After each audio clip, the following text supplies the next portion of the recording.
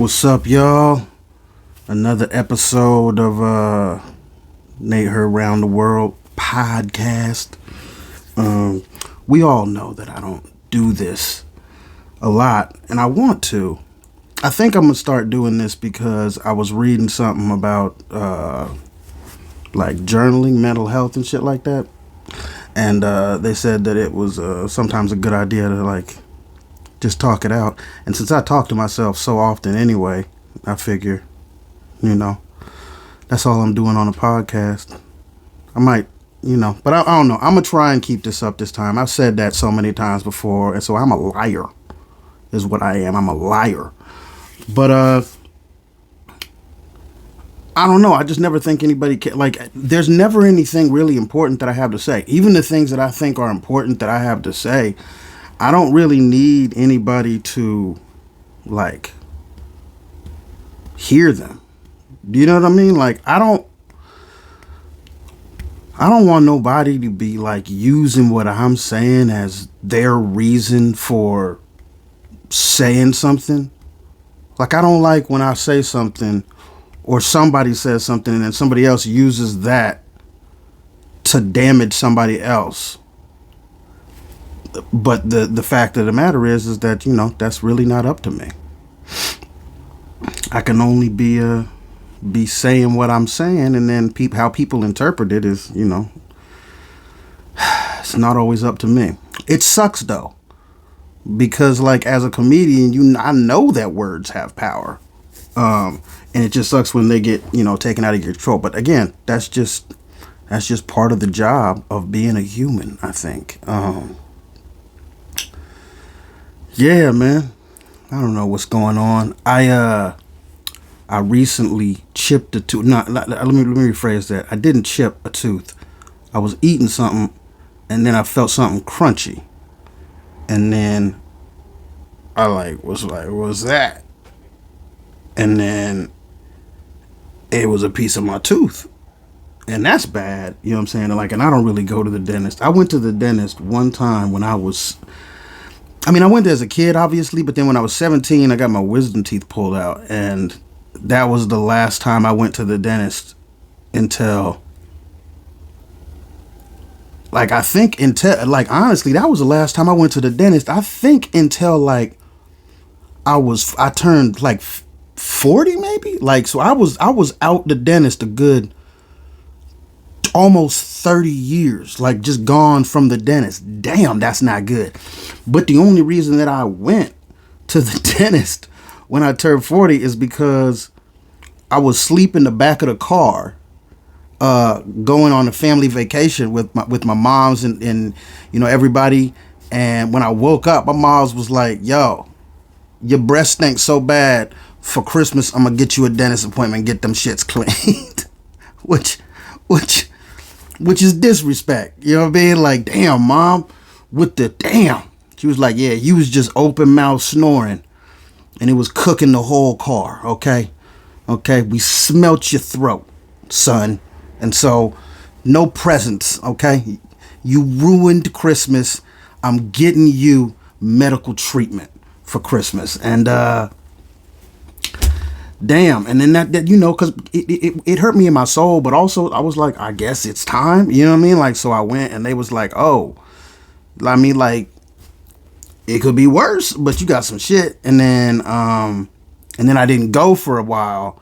And then I went, my girl convinced me to go in November. And they basically were like, yeah, remember that thing that the people that told you that you had some shit, that shit got worse. And then she was like, you need to do something about that. But I ain't had the money, y'all. I ain't know it was that expensive. I knew it was expensive, but I ain't know it was like that. So I held it off, and then fast forward to a couple days ago, I chomped on a tooth fragment, and I was like, man, part of me was like, you know what I mean? But I was like, you know what, Nate, go get it looked at. So I looked, cause it fell out, and it was a big it was big enough of a fragment that my blind ass could see it. I'm like, oh yeah, that's 100% a tooth fragment. You know what I mean? And so I I looked I looked online and found a dentist and went down there, and then he just, now I know dentists are all about the upsell, just like chiropractors, you know what I mean? Like they're all about the upsell. You know what I mean? So when I was in the chair, I'm already expecting the upsell. Um, and he was like, yeah, so, you know, you got that thing, so we should handle that today. And I was like, okay. And then she was like, they're going to come in and tell you how much it's going to cost. And they was like, yeah, so we need to get that done today. That's going to be $2,600. And I was like, hold up. Let me call some people, because I ain't got that. Like when I was 20, you know what I mean? Like there's a part of my life where I probably would have been like, oh man, let me see if I can do that, and then like acted like I had it or I could get it. But I was like, I ain't even got that, y'all. I ain't even got that. So I might just have to not be like, I might just have to get some pliers and go around the corner right quick and then just have you fix that shit. But but they was like, oh, you can get some credit. So I was like, fine. So I ended up taking out some credit to get it, and then I went online and I was talking to some people. I was telling people that I got the root canal and it hurt. But this whole time I was remembering that when I was up with after my mom had got me the funk mouth Christmas present, after my mom had got me funk mouth, get your funk mouth fixed for Christmas, the doctor, the dentist, whatever there was telling me, he was like, you know, you could get a root canal, but you could also just get the tooth pulled. Because eventually they're probably going to have to pull it anyway. And I was like, all right, cool. But I didn't remember that until after I got the root canal. And then I was like, oh, shit. And then some people, they were like, yeah, dude, you should have just got the tooth pulled. Because they're going to end up having to pull that shit. And like, if it's that far gone to where they had to do a root canal and it's not one of your front teeth, like it's not one of the teeth that can be seen, it's going to mess up your smile and shit. Because that's what I was like, damn, I don't want it to mess up my teeth because I'm an actor. And so, but then my homie was like, man, you should have just got the tooth pulled, because you're going to have to get it pulled in like 6-7 years anyway, because it's a dead tooth. And I was like, fuck. So now I'm paying now, but I already paid it. So now I'm already on the hook for $2,600 to get the fucking tooth thing. And now I'm probably going to have to fucking, eventually get the damn thing taken out anyway. So it's like, fuck. I should have just gone to Mexico is what I should have did. But again, I didn't know it was that bad as it was. And I fucked up. I wouldn't. This is why you go to the dentist regularly. This is the reason, so you know these things. I didn't know because I wasn't doing my due diligence. But you know, it's expensive and I ain't had the money, and I still don't. But I got 6 months to pay it. So, you know. But yeah, but they want me to get, like, I got 5 cavities. Say I got 5 cavities, but they're not bad ones. And they did say, there's like, bro, for not going to the dentist in like 30 fucking years, your teeth is actually really good, which I was not ready to hear. I was expecting they were going to be like, okay, so we can, out of the 32, we can save 1.5, like on some RoboCop shit. Like we can save the arm, but everything else got to go. That's what I was expecting, and that didn't happen. So I guess that's good. But I'm probably gonna go, because they said for like 5 cavities they're gonna be like another like $2,200, and I'm like, bro, that seems a lot for cavities. So I think I'm gonna just go ahead and go to my mom's dentist, even though the last time we were there, she made a point to tell him, yeah, check his mouth. You know what I'm saying? Because it's damn the funk. So, but still, you know, you got to do what you got to do, man, in these streets. So yeah, that's what's going on with my tooth. It hurts. I can't eat nothing really. Like I can't, because I can't crunch on that side. And I couldn't get no, like, it was just a Super Bowl, and I couldn't have no like pizza or nothing, because I can't chew on that side, man. It's a waste. But it was also a waste of a Super Bowl, because it was Kansas City and San Francisco. I don't really like either of the teams. I don't have a problem with either. Like, I hate the Niners. I absolutely fucking hate the Niners, because I'm a Rams fan, and fuck them. You know what I mean? Like, it's just rivalry beef. Also, fuck they fans, and you know, that's really what it is. But like, yeah, I don't like the Niners. I don't really have a problem with KC though. Everybody's like, KC's the new New England Patriots, but man, like, I fuck with Mahomes more than I fucked with Brady. I didn't like Brady. I mean, it was personal for me because he beat the Rams to start his legacy. and it ended mine. So that might be, I might be just being petty, but I don't know. I don't know. You know, it was a good game though. It was kind of a good game. It was good parts. It was good overtime. It was good at the end. You know what I'm saying? But fuck San Francisco. You know what I'm saying? I really wish Detroit would have made it. Honestly, that's what I was going for. I wanted Detroit to get that because I like Jared Goff and I respect Detroit. But yeah, man. Yeah, that's what's going on with me. I went and got my neck checked out and my back checked out and my shoulder. I was just trying to get myself right. I'm trying to be healthier. And because I'm fat. And so now I got to get an MRI on my shoulder and another one on my neck, which is going to cost more money. So I'm going to put those off. But I do have insurance, so it's not going to be a ton. Well, it's still going to be a lot. But anyway, yeah, that's what's going on, man. It's really nothing. It's really nothing going on. My neck is really, it's all right. It's getting a lot better. My back has gotten a lot better. My neck is still kind of iffy. Right now, it's just my fucking tooth that hurts. But I don't like taking pain meds because I don't like pills, man. I don't like pills. I like weed, but I don't like pills. Nah. I shouldn't be drinking Coke while I'm actually like, I should be just drinking water while my tooth is fucked up. You know what I mean? But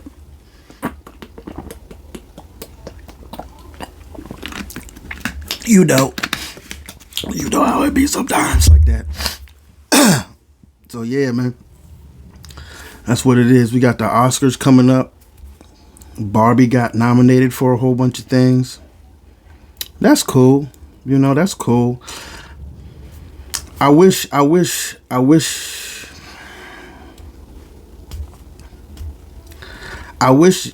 it wasn't like, I'm glad that it's Barbie. I'm glad that the Academy's trying, like, partially trying to like include movies that like they're broadening their definition of good, because it's been super narrow. And I get it, but at the same time, like, does anybody even care about the Academy Awards anymore? I'm an actor. I would love to win an Academy Award. But, like, I lost a lot of respect for the Academy when I saw how they did Chris Rock. Like, I'm not even talking about Will Smith or Jada Pickle Tits. I fucking hate that bitch. But, like, how they just abandoned the dude. None of the actors came to his aid. All of these people who keep saying that they have this integrity about the arts. I'm not even talking about who they are as people. I don't care about that. I don't hold them to a higher standard than anybody else. But when they say they care about the arts and then they watch one of the greats, like the greatest who's ever done it, get smacked, and nobody comes to his defense, but a lot of people come to the defense of the actor, what that tells me is they don't consider comedy on the same level. They don't consider it an art. They don't consider it worthy. Like, and that to me, like, and they showed it. Nobody did anything. And that really showed me that I was like, wow. Every time a comedian's on an award show, people just shit, like hosting an award show, they just shit on whoever it is, whether they do a good or bad job. People just shit on the comic like it's an easy thing to do. Like, you know what I mean? Like, and it just gets tiresome, because I as much as I absolutely love I'm an actor. I've that's what I want to do with my life. It always has been since I was 6 and saw Steve Martin in The Jerk. But I love comedy just as much, and so when it's like I love Denzel. I think Denzel is one of the best actors ever to do it. You know what I mean? He's absolutely phenomenal and amazing. But so is Jim Carrey, and in my opinion, Jim Carrey can get closer to what Denzel can do than Denzel can get close to what Jim Carrey can do. Same with Eddie Murphy. Eddie Murphy can play a lot of different types of roles. Denzel can't. Like, Denzel couldn't play somebody like Norbit. He couldn't. I don't think that he could have done the Nutty Professor. He doesn't see a point in it. You know what I mean? Like, he doesn't see a skill in it, or a skill that he values in it, and then that idea gets pushed forth, and I just don't like that. Now, I'm not hating on him. He's never come out and been like, "Oh, comedy's not art," and I don't think that he would, and I don't think that he even believes that. It's just that if there's nobody in the room sticking up for it, and they're also not letting anybody who does it in the room, then how the fuck are y'all even, you know what I mean? Like, how, I don't know. It's just, it gets frustrating. Cause, like, you know, I think that like Marvel is going through it right now too, because they talking about, like, everybody's talking about, oh, it's Marvel's problem was they were, you know, too quote unquote woke, or they were trying to be too inclusive. That wasn't the issue. The issue is that they don't know how to do it.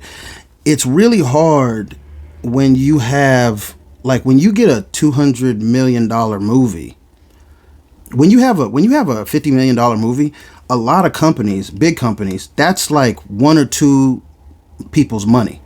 In some cases, that's one person's money. And in some cases, like, let's say you get a, you know, $25 million budget for a movie, that the company, if it's a big enough company, they're not really worried about you making a profit. They're like, break even, because so much of the money is going to go to, so much of the money of the production goes to promotion.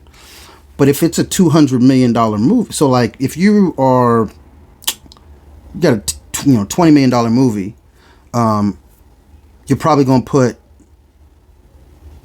I mean, you could put another 20 into distribution, another 20 million in distribution, but probably what you're going to do is put 10, or, you know, put 5, or not put anything. But if you have a $200 million movie, you have to put at least $200 million into distribution, and probably closer to 4. So the budget is now $600 million. Well, that's not one person's money. It's 30 people's money, or 40 companies' money. So what happens is now you got 40 people who are all trying to say how the thing should be done. And 39 of those people don't have any expertise in doing the thing. They have expertise in making money off of the thing, but not in actually the acting, or the directing, or the writing, or the cinematography, or the editing. You know what I mean? Like, so, but they have authority, and since people want to move up in the place and they want to make money, people just do what they say, which is just business. You know what I mean? But that's why so many of the big movies are being bad, and it's not like people, like, you don't have to make a good movie every time, but when you're spending this much money on them, and you're hyping it up to be this big thing, and then it continuously is not the big thing, it makes people be like, oh, well, if you would, don't put any, like, there's so many of the movies that have come out recently that if they didn't put any promotion behind them, people wouldn't have expected them to be that big. You didn't need to spend $200 million on Thor: Love and Thunder. You could have spent 50 and made just as good of a movie, but you were listening to people who were trying to sell instead of people who are trying to make a good thing. And sometimes you do need to sell, but sometimes you just need to make a good thing and hope that people buy it. And they don't understand, I think, their clientele yet, right now, because their clientele is changing. Some people want remakes. Some people want superhero movies. Some people want TV shows, but they're all different people. You can put them all out, but you're trying to get everybody to like one thing, and that's just very, very difficult to do if you don't know actually how to do it. Which is why comedians in movies, like actual comedians like Dave Chappelle, Bill Burr, you know, Gerard Carmichael, Jamar Neighbors, like, are becoming so much more prevalent in film, especially even in dramas, because we know how to do that. We know how to connect with people. That's the one thing that we have to do, because the crowds, for the most part, don't know who we are, and they don't. We don't. And typically, the comedian can't think himself above the crowd, because if you don't understand the crowd, then you can't make them laugh. It's hard if you don't understand somebody. It's very hard to make them laugh, and people don't laugh when they don't want to. People will cry when they don't want to. They'll share those emotions. You know what I mean? Like in Titanic, a lot of motherfuckers weren't sad, but they were crying because everybody else. But people don't laugh when they don't want to. If they don't want to laugh, they're not gonna laugh. And so yeah, man, I wish there was more respect given to comedy, but you know, what are you gonna do? I still want to win Academy Award. I still want to get that EGOT. You know what I'm saying? Yeah, man. I still respect the best dramatic, but like some of my favorite dramatic actors are dramatic that can do great. Like Patrick Stewart, he can do any role. He's such a good dramatic actor, but I think that one of the reasons that he's so good at it, like with Gary Oldman and Tim Roth and Jim Carrey, like Eddie Murphy, some of the reason they can do that is because they understand comedy. There's comedy in life. Just because a moment's not funny to you doesn't mean the moment's not funny to somebody. And so being able to understand that from a film standpoint, man, that makes you be able to put really, really emotional scenes inside funny thing. Like This Is the End. There was some really emotional scenes that were hilarious. Shaun of the Dead. Really, really emotional scenes that were absolutely hilarious. And I think that, like, why there's no funniness in The Notebook. Like, you know what I mean? Like there's funniness everywhere. And that levity allows people to feel like release and feel all the feelings. So, you know what I mean? Like you can laugh, cry, you know what I mean? Like, so, I think that comics are good at that. I think a lot of actors are good at that too, but they don't get to challenge that as much as I think that they would like to sometimes. But you know, it's changing. You know what I mean? Like, so that's cool, slow but surely. But at that changes, in my opinion, the best change is slow change, unfortunately, because that's the shit that stick. Quick change don't really stick that often. Like if you when you motherfuckers be saying, like, if you lose a bunch of weight real quick, you're more likely to gain it back. But I was like 260 and I gained a lot of it back, but that's because COVID, and I didn't gain all of it back. But like I'm like 240 now, but I was down to like 208, 204. I think is the lowest I got before COVID, and that was over a year and a half. And I'm 240 now, but I'm also like older, and that was COVID. I'm trying to lose weight, but yeah, but I just don't know. Long change is better, but it's not better for everybody, unfortunately. Quick change is better for people who need it now, but it's not better for everybody. And long change is better for everybody, but not better for the people who need it now, man. It sucks. That's why sometimes you gotta do long, sometimes you gotta do quick. It's always gonna be a right and a wrong answer, man. It's always gonna be a right and a wrong answer. Everything in that gray area. There can be two rights and two wrongs. You know what I'm saying? Damn it. God damn it. Anyway. Yeah, that's what I've been thinking about recently, lately. You know what I'm saying? That's what I've been doing. I'm gonna try and get this damn podcast going. I'm gonna try and do it again next week. I want y'all to hold me to this, okay? I'm gonna release every Wednesday. Hold me to this. All right. Thank you guys for tuning in. Please follow me on all platforms. Watch my special. I Made It Funny on YouTube, streaming right now. I got a pilot that we finished, and it's called Don't Look Now.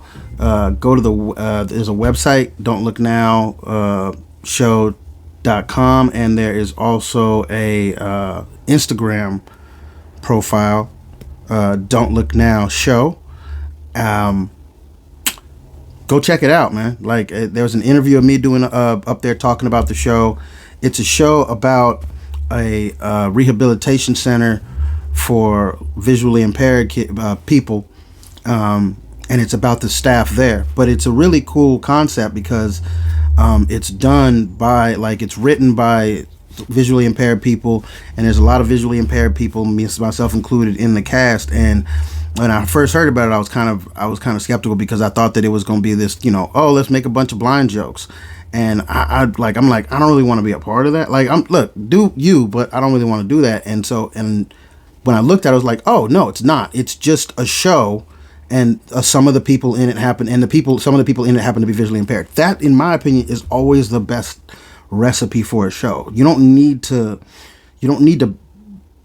beat people over the head with a thing to tell them that you're trying to make it normal or anything like that. What you just present the thing and show that people do different things. Like, you know what I mean? I don't know how to do, like, Martin was one of my favorite shows because it was a show with black people, but it was never like a black show. And I thought it's same with In Living Color. And that's where it let people be themselves and be funny as themselves instead of trying to send a message and not knowing who you were sending the message to. And that's fine. And again, there's a place for both of them, but the one that I wanted to be a part of was that. And so there's not a whole lot we're not talking about blindness throughout the show. We just are, because blind people don't talk about it every day. We just go about our days. You know what I mean? Like, I'm not constantly talking about what it's like to be legally blind. I'm just legally blind. You know what I mean? Like, so I just go about my day and do the things that I need to do. And that's what this show kind of is. And it's funny. And I liked it a lot. And I'm hoping that it gets picked up. And so go check that out. And I will see you guys next week. Hopefully. No, I'm going to see you guys next week because I'm going to keep this up. All right. I'm Nathan. Nate Heard Round the World podcast. Now holla. Deuces.